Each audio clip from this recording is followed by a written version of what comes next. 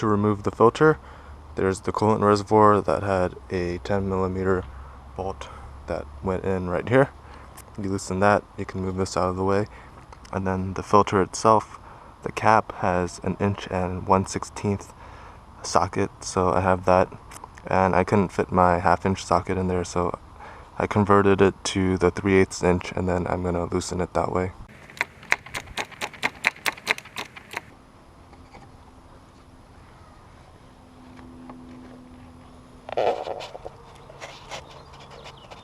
So this is the new filter.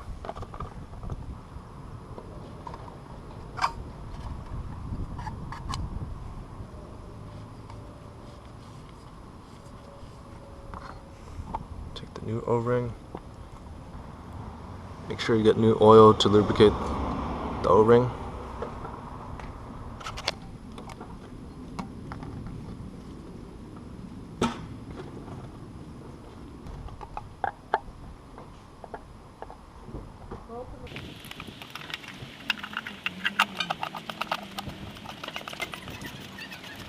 That's about hand tight.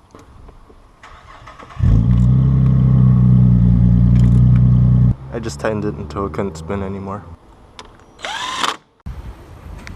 It's been about 2 hours and I filled it up with oil.